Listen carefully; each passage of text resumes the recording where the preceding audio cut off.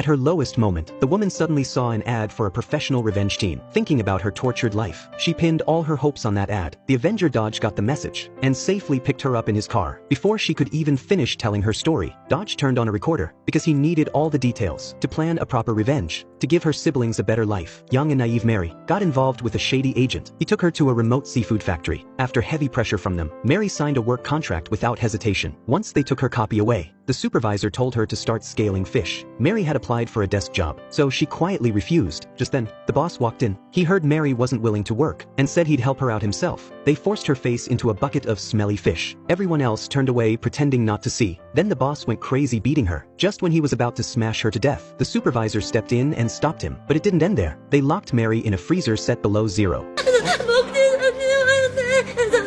When they heard she still had hope, they dumped a whole bag of sea salt on her body. Trembling and terrified, Mary finally gave in. After a year of torture, Mary learned the guard's shift schedule and one day jumped from the second floor. But as she was running, the police car appeared behind her. Years of abuse pushed her to the edge. She broke down crying. The police picked her up and drove her back. Turns out the cops were working with the boss, but when they saw Mary was too injured to work, they sent her to the hospital. That gave Mary another chance to escape, so she waited for the supervisor to fall asleep and snuck out of the hospital. When she saw another police car, she could only hide. After everything, she no longer trusted the police. Later she met the Avenger Dodge on a bridge. Once he heard everything, his team put together a brutal revenge plan. Dodge's first target was the corrupt cop. Before the cop realized, Dodge rammed straight into him. When the police car tried to brake, Dodge hit the nitro boost and smashed the car at 200 miles an hour. He confirmed the cop was dead and took his dashcam footage. This was just the beginning of a storm of bloody revenge. An old man walked into an insurance office, not to buy insurance, but to spill dirty water all over the salesman. The shady agent still smiled, even got into his car, thinking she had landed a huge client. But right as they started the next step, the shady agent suddenly woke up. The old man drove her deep into the woods, poured gasoline all over the car, then set it on fire. As the flames rose, the shady agent burned to ashes.